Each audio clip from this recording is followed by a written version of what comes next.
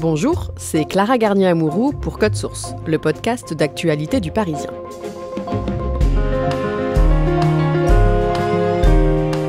Aux États-Unis, depuis 2022, l'avortement n'est plus un droit garanti sur tout le territoire. Chaque État peut désormais décider de sa politique d'accès à l'avortement et une vingtaine d'États sur 50 a décidé de le restreindre ou de l'interdire. Cette année, pendant la campagne présidentielle, les démocrates en ont fait un de leurs thèmes de prédilection et espèrent que le sujet permettra de mobiliser largement à la fois leur base, mais aussi les électeurs indécis. De son côté, le Parti républicain tente de modérer sa position. Pourquoi cette restriction du droit à l'avortement divise aux États-Unis et quel poids est-ce que cela peut avoir à 2 semaines du scrutin prévu le 5 novembre prochain? Élément de réponse avec Mehdi Bouzouina, l'un des correspondants du Parisien aux États-Unis, en ligne depuis Atlanta en Géorgie.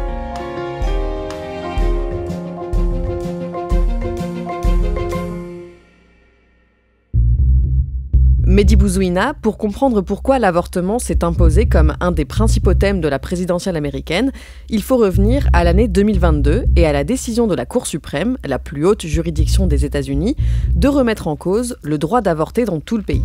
À ce moment-là, le droit à l'avortement est régi par un arrêt qui s'appelle Roe versus Wade. Alors en fait, Roe versus Wade, c'est une jurisprudence de la Cour suprême américaine qui date de 1973. En fait, cet arrêt Roe versus Wade, il garantissait un accès à l'avortement sur tout le territoire et il définissait des règles assez précises sur ce qu'il convenait d'autoriser. En gros, il y avait la possibilité pour les femmes d'avorter jusqu'à environ 24 semaines de grossesse. Il faut noter que c'était l'un des arrêts les plus importants de la Cour suprême et aussi l'un des plus controversés d'un point de vue politique. Justement, avant 2022, cet arrêt est régulièrement visé par des militants anti-avortement et en mai 2022, une rumeur commence à courir sur une possible abrogation. Pourquoi ? Oui, en fait, le 2 mai 2022, il y a un document de travail de la Cour suprême qui est révélé par le site d'information américain Politico, qui publie un brouillon d'opinion de la Cour suprême. Donc c'est un document de travail qui est rédigé par un juge conservateur et qui suggère déjà l'annulation de l'arrêt Roe versus Wade. Donc c'est une fuite qui provoque un tollé immédiat à travers le pays. Il y a des manifestations massives qui sont organisées par les défenseurs du droit à l'avortement. Et en fait, ce qui est dénoncé, c'est évidemment une atteinte grave aux droits des femmes, ainsi que la crainte qu'il y ait un retour de régulation très strict au niveau des États.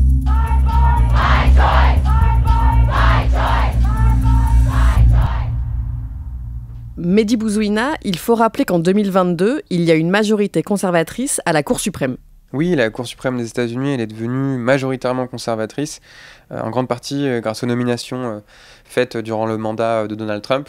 Il faut savoir que les juges de cette Cour suprême sont nommés à vie, et il a eu l'occasion, c'est exceptionnel, d'en nommer 3, qui sont soit décédés, soit qui ont quitté leur poste. Donc il va en nommer un en 2017, un en 2018 et un en 2020. Étant donné qu'encore une fois ils sont nommés à vie, c'est pas prêt de changer. Le 24 juin 2022, la Cour suprême vote donc l'abrogation de Roe versus Wade. Concrètement, ça veut dire quoi ? Alors dans un arrêt qui s'appelle Dobbs versus Jackson Women's Health Organization, la Cour suprême va mettre fin à 50 ans de précédents juridiques. C'est aux États de déterminer leur propre législation, ils ont une totale discrétion là-dessus. Et à ce moment-là, il y a de nombreux États, principalement dans le sud et dans le centre des États-Unis, qui mettent en place des interdictions ou des restrictions sévères sur l'avortement. Comment réagit le président démocrate Joe Biden ? Joe Biden, il parle d'une triste journée pour la Cour suprême et pour le pays. Il dit que la Cour suprême a pris une décision qui est radicale et il s'inquiète en fait des conséquences de cette décision sur les droits reproductifs des femmes. À ce moment-là, il insiste sur la mise en danger de la santé des femmes notamment et il souligne sur le fait que ça va impacter surtout les femmes les plus vulnérables, les plus pauvres, notamment les femmes noires qui vivent dans des États conservateurs du Sud. Donald Trump, qui n'est plus président depuis 2020, lui se félicite de cette décision. Qu'est-ce qu'il dit ? Alors, il se félicite de cette décision, mais il faut quand même noter qu'il est prudent. Il reste très vague, parce qu'il sait que c'est une décision qui est très impopulaire aux États-Unis et qui va surtout plaire à sa base évangélique. On estime à peu près qu'il y a 70% des Américains qui sont favorables à un droit à l'avortement, donc forcément il prend des pincettes, mais il va dire que cette décision est un accomplissement constitutionnel. Il se félicite aussi que la question de l'avortement est maintenant gérée au niveau des États. Bien sûr, cela reste un rôle vital pour le gouvernement fédéral dans la protection de la vie qui va naître. Et c'est très important. J'ai dit que nous gagnerons la décision de la Cour suprême sur l'avortement. Personne ne pensait que cela arriverait, Mais je me battrai pour vous comme aucun président ne s'est jamais battu auparavant. Il affirme que ça permettra au peuple de chaque État de choisir ce qu'il veut, plutôt que d'être soumis au poids de l'autorité fédérale. Ça montre qu'à ce moment-là déjà, Trump essaye de chercher un équilibre entre son rôle de leader conservateur et une position qui serait vue comme trop extrême pour aller chercher des électeurs modérés dont il aura besoin durant cette élection. D'un mot, Donald Trump n'a pas toujours été opposé au droit à l'avortement. Oui, la position de Donald Trump sur l'avortement, elle a évolué au fil des années. Il est passé d'une position qu'on pourrait qualifier de pro-choix dans les années 1990, donc pro-avortement, à une position de plus en plus ferme sur la question. En réalité, dans une interview sur la chaîne de télé NBC, en 1999, il va avoir cette expression où il dit « Je suis très pro-choix en toute situation ». I'm very pro-choice. I hate the concept of abortion. But you still, I just believe in choice. Durant la campagne de 2016, il va quand même préciser que même s'il est pro-vie, comme disent les militants évangéliques, anti-avortement, donc ça veut dire qu'il défend des réglementations assez strictes en matière d'avortement, il considère quand même qu'il y a 3 exceptions pour lesquelles le droit à l'avortement devrait être ouvert. Donc ce serait en cas de viol, d'inceste ou de mise en danger de la vie de la mère. Dans les semaines qui suivent l'annulation de Roe versus Wade, plusieurs États interdisent ou restreignent l'accès à l'avortement. Oui, en fait, ce qui est intéressant, c'est qu'il y a beaucoup d'États qui avaient déjà voté des lois assez strictes. En Géorgie, par exemple, il y a cette loi qui restreint l'avortement à 6 semaines de grossesse dès 2019. Et au Texas, il y a une loi extrêmement stricte qui s'appelle le Heartbeat Act, qui est votée en 2021, qui va interdire totalement le droit à l'avortement et qui va même criminaliser le fait d'aider une personne à avoir accès à l'avortement en allant par exemple dans un autre État. Avec cette abrogation de l'arrêt Roe versus Wade, ces lois qui avaient été votées peuvent désormais entrer en vigueur. En août 2022, moins de 2 mois après l'annulation de l'arrêt Roe versus Wade, Amber Thurman, une jeune mère de famille de 28 ans, meurt dans l'État de Géorgie après avoir voulu avorter. Racontez-nous. Alors en fait, Amber Nicole Thurman, donc cette jeune femme, elle est décédée parce qu'elle a eu des complications suite à un avortement médicamenteux, donc par pilule, en raison de la loi stricte dont on a parlé juste avant en Géorgie, qui interdit les avortements après 6 semaines de grossesse. Elle a dû se rendre dans la Caroline du Nord voisine pour obtenir ces pilules abortives. Quelques jours après avoir pris ces médicaments, elle a souffert de complications. En fait, elle a eu une septicémie. Donc c'est une infection grave. Ce qui s'est passé, en fait, et c'est ça qui est mis en avant par les défenseurs du droit à l'avortement, c'est qu'elle a cherché à être aidée par les hôpitaux en Géorgie et les médecins ont hésité longuement à intervenir parce qu'ils avaient peur d'enfreindre les nouvelles lois restrictives sur l'avortement dans l'État. Et en fait, le retard de 20 heures à peu près qui a été engendré a été trop long et en fait son état s'est dégradé et elle n'a pas pu être sauvée. À l'automne, le mardi 8 novembre 2022, se tiennent les mid-terms, les élections de mi-mandat qui visent à renouveler pour 4 ans les 2 chambres du Congrès américain. Et c'est une déception pour les républicains. En fait, les républicains s'attendaient à une vague rouge, donc une vague en leur faveur. Pourquoi ? Parce que c'était des élections de mi-mandat et qu'ils avaient perdu l'élection présidentielle. En général, ce qui se passe, c'est que dès qu'il y a un président qui entre à la Maison-Blanche, très vite, il devient impopulaire. Et la logique, c'est que c'est l'opposition qui remporte ces élections. Sauf que, malgré l'impopularité de Joe Biden, malgré l'inflation, malgré les inquiétudes sur la situation économique, c'est pas ce qui s'est passé. Même s'ils ont réussi à reprendre la Chambre des représentants d'une courte majorité, ils n'ont pas réussi à faire basculer le Sénat, donc c'est quand même une déception. Est-ce que c'est lié à la décision de la Cour suprême de restreindre le droit à l'avortement ?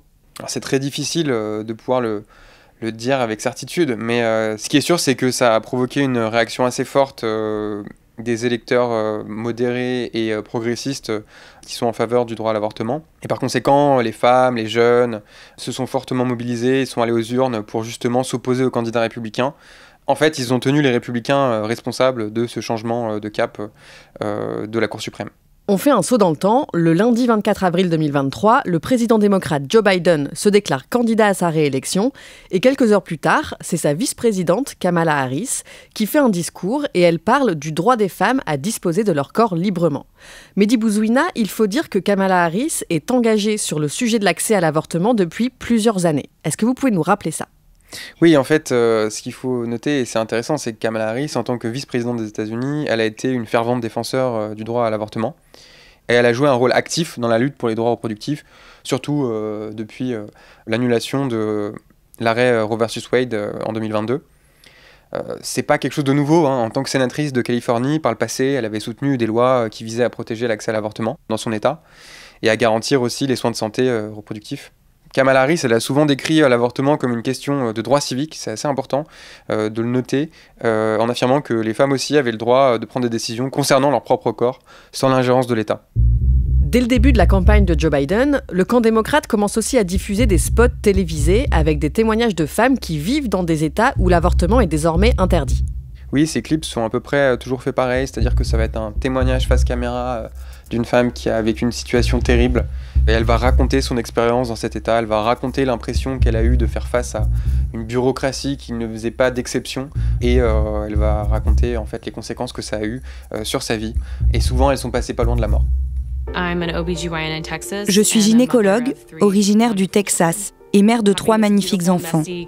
Avoir cette belle famille est la plus belle chose qui me soit arrivée. Je n'aurais jamais pensé avoir besoin d'avorter un jour. Mais ça a été le cas. Pourquoi les démocrates décident dès le départ d'axer une partie de leur campagne sur ce sujet-là ? Alors je pense que déjà, ça fait partie de l'ADN du camp démocrate de défendre ce genre de sujet, mais aussi d'un point de vue purement opportuniste. Ils sentent bien qu'il y a une partie assez importante des électeurs qui sont en colère contre ces nouvelles lois, qu'ils jugent trop extrêmes. Et c'est même le cas parmi des personnes qui sont modérées, voire conservatrices sur d'autres sujets. Selon une étude d'Associated Press et de l'Université de Chicago, il y a 6 Américains sur 10 qui estimaient cette année que l'avortement devrait être légal en toutes circonstances. C'est une hausse de 12 points en 3 ans seulement. Et on a un chiffre à peu près similaire chez les indépendants, des personnes qui ne se reconnaissent ni démocrates, ni chez les démocrates, ni chez les républicains. Même parmi les sympathisants républicains, il y en a 38% qui regrettent le renversement par la Cour suprême de Roe versus Wade. Donc c'est quand même une décision qui est extrêmement impopulaire aux États-Unis. On en vient au début de l'année 2024. Du côté des républicains, c'est Donald Trump qui s'impose pendant la primaire et il se montre beaucoup plus mesuré sur l'interdiction de l'avortement que 2 ans plus tôt. Oui, lors de la primaire républicaine de 2024, la position de Trump sur l'avortement, elle est très ambiguë. Il met plutôt l'accent sur l'importance de permettre aux États de réglementer l'avortement comme bon leur semble, en vertu de la Constitution, mais en fait, sa stratégie, elle vise surtout à minimiser le sujet, en faire un sujet de second plan, pour éviter de perdre les voix des électeurs modérés qui pourraient s'opposer à des restrictions qui seraient trop extrêmes. En mars 2024, la vice-présidente Kamala Harris fait une visite inédite et se rend dans une clinique de l'État du Minnesota qui pratique l'IVG. Est-ce que vous pouvez nous raconter cette visite ? Oui, en fait, il faut noter que cette visite, elle est historique. Donc le 14 mars 2024, dans la ville de Saint-Paul, donc dans le Minnesota, Kamala Harris devient la première vice-présidente des États-Unis à se rendre dans une clinique abortive, donc dans une clinique qui pratique des avortements. The United States Supreme Court took a constitutional right that had been recognized from the women of America. C'est une manière pour elle de souligner l'importance du droit à l'avortement dans un contexte où il y a des débats assez tendus sur ce sujet. Durant cette visite, elle va rencontrer des travailleurs de la santé, des patientes, elle va écouter leurs histoires et leurs préoccupations. 4 mois plus tard, en juillet, le président Joe Biden se retire de la course à la présidentielle et Kamala Harris devient la candidate du Parti démocrate. Au mois d'août, son adversaire Donald Trump fait plusieurs déclarations sur l'accès à l'avortement. Oui, alors il continue de semer le doute sur ce sujet, parce qu'il lui est pas favorable, mais on sent que, voilà, en août 2024, Donald Trump va clarifier légèrement sa position sur l'avortement. Donc il va déclarer que les lois de certains États sont trop strictes et qu'elles doivent être révisées. On sent à ce moment-là que son objectif, c'est de se distancier des positions de plus en plus extrêmes qui sont prises par certains membres de son parti, le Parti républicain, en matière d'avortement. Il va jusqu'à annoncer qu'il votera non à une proposition visant à amender en Floride, État où il est électeur, le droit à l'avortement et qui limiterait en fait ce droit à 6 semaines de grossesse. À ce moment-là, évidemment, il y a une levée de bouclier d'une partie de l'électorat républicain très engagée contre le droit à l'avortement. Parmi eux, il y a les fameux évangéliques, des chrétiens très religieux et très engagés dans la lutte contre le droit à l'avortement.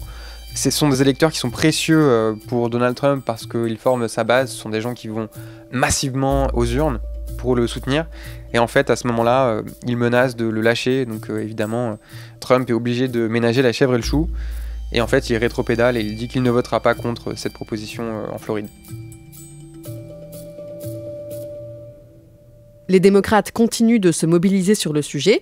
Ils affrètent un bus de campagne qui fait escale dans l'État de Géorgie le vendredi 6 septembre, à Savannah, une ville côtière à 4 heures de la capitale. Mehdi Bouzouina, vous êtes sur place. Comment ça se passe ce jour-là ? Alors ce bus, en fait, a été mis en place par les démocrates et l'objectif, c'est de faire une 50aine d'étapes dans une 50aine de villes pour parler aux électeurs d'avortement dans des territoires qui sont même parfois assez à droite. Évidemment, l'objectif derrière tout ça, c'est de mobiliser un électorat qui est modéré, voire même républicain, mais qui est choqué par la situation des droits des femmes. Il y a aussi cette idée que les femmes républicaines pourraient voter différemment de leur mari cette année. Vous échangez avec plusieurs habitants, et notamment une femme de 37 ans qui s'appelle Callie Bill Harper. Racontez-nous son histoire. Donc il y a un pupitre qui est installé sur un parking, et il y a tout un tas d'élus qui défilent, et puis à un moment donné, il y a une habitante de la ville de Savannah qui est invitée à prendre la parole. Donc cette habitante qui s'appelle Callie Bill Harper, elle a un discours très émouvant où elle raconte que lorsqu'elle était enceinte de jumeaux, elle a failli perdre la vie, parce que l'un des deux fœtus qu'elle portait n'était pas viable. Et à cause des lois très strictes en Géorgie, elle n'a pas pu avoir accès en fait à une opération pour avorter du fœtus qui n'est pas viable. Elle raconte en fait son calvaire dans la bureaucratie médicale, les complications. Elle va même jusqu'à dire « J'ai prié pour que mon fils meure naturellement à l'intérieur de moi. Aucune mère ne devrait en venir à espérer cela. » Et en fait, elle va sourire à sa petite fille qui est dans l'audience et qui a survécu. Et c'est un moment qui est assez émouvant. 15 jours plus tard, le vendredi 20 septembre, Kamala Harris est en meeting à Atlanta, la capitale de la Géorgie, et elle évoque notamment Amber Thurman, la jeune femme dont on a parlé au début de cet épisode de Code Source. À la fin de son discours, elle avertit le public de ce que Donald Trump pourrait mettre en place s'il était réélu. Qu'est-ce qu'elle dit ? Donc lors de sa visite à Atlanta, Kamala Harris, elle va critiquer assez fortement l'ancien président Donald Trump, et elle va le rendre responsable de la mort d'Amber Nicole Thurman. Elle va parler de Trump en tant qu'architecte de cette crise de santé. Et elle va mentionner d'autres cas de personnes qui sont décédées après s'être vues refuser des soins d'urgence parce que les médecins avaient peur d'enfreindre les lois sur l'avortement de leur État. En fait, Kamala Harris invite les électeurs à prendre conscience que si Donald Trump venait à être réélu, il y aurait ce risque que les réglementations soient encore plus strictes dans les États du Sud notamment et que les droits des femmes soient encore plus menacés. Au début du mois d'octobre, l'épouse de Donald Trump, Melania Trump, restée jusqu'ici très discrète pendant la campagne, prend à son tour position sur le sujet et publie une vidéo sur Instagram. Oui, c'est une vidéo en noir et blanc où elle est face caméra et elle exprime son soutien de manière assez claire en faveur du droit à l'avortement. Elle affirme qu'il n'y a, je cite, pas de place pour le compromis sur la liberté individuelle des femmes et elle déclare que en fait, c'est un droit fondamental en encourageant les femmes en fait, à contrôler leur propre corps sans intervention de l'État. C'est des propos qui sont réitérés dans son autobiographie, qui est publiée peu de temps après. Elle a cette phrase où elle dit « Il est impératif de garantir que les femmes aient l'autonomie de décider de leurs préférences concernant la maternité », en se basant sur leurs propres convictions. Comment réagit le camp de Donald Trump ? Donald Trump, il a une réaction qui est mesurée, mais qui est quand même intéressante. Il indique qu'il n'a pas à dire en fait à sa femme comment penser, tout en indiquant qu'ils ont parfois des désaccords politiques. C'est une façon pour lui de se protéger du mécontentement des évangéliques. Et en même temps, c'est une manière de pas tout à fait condamner ce qu'elle a écrit dans son livre. Ça correspond tout à fait à la stratégie des Républicains cette année, entretenir le doute sur leur position quant au droit à l'avortement. Mehdi Bouzouina, le 5 novembre prochain, en même temps que l'élection présidentielle, une dizaine d'États organisent des référendums sur l'accès à l'avortement. Oui, en fait, ce qu'il faut bien avoir à l'esprit, c'est que les Américains ne votent pas pour une seule chose lorsqu'ils se présentent aux urnes. Ils votent pour tout un tas de propositions, de référendums. Ils votent aussi pour des élections locales. Et en fait, cette année, les électeurs de différents États, dont le Missouri, le Colorado ou encore l'État clé de l'Arizona, vont se prononcer sur une protection juridique ou au contraire des restrictions sur le droit à l'avortement. C'est pas tout à fait sûr que ce soit le sujet de l'avortement qui fasse basculer l'élection cette année. Il y a d'autres thématiques qui sont importantes, comme l'économie, mais ça pourrait inciter des électeurs à venir massivement aux urnes, ce qui est toujours bon pour les candidats progressistes en général et le candidat démocrate. L'idée, c'est qu'il y ait tout un tas d'électeurs à la fois à gauche du Parti démocrate, mais aussi des électeurs plus modérés, voire même certains républicains qui se déplacent aux urnes pour ce référendum et qui déposent en même temps un bulletin Kamala Harris dans l'urne. Mais c'est pas tout à fait sûr que ça suffise.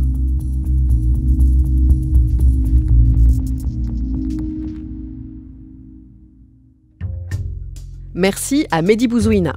Cet épisode a été produit par Camille Ruiz et Clémentine Spiller. Réalisation Julien Moncouquiol. Si vous aimez Code Source, parlez-en autour de vous, abonnez-vous sur votre plateforme d'écoute préférée ou sur la chaîne YouTube du Parisien et laissez-nous des pouces en l'air ou des petites étoiles. Ne ratez pas non plus Crime Story. Chaque semaine, Claudia Prolongeau raconte une nouvelle affaire criminelle avec le chef du service police-justice du Parisien, Damien Delseny.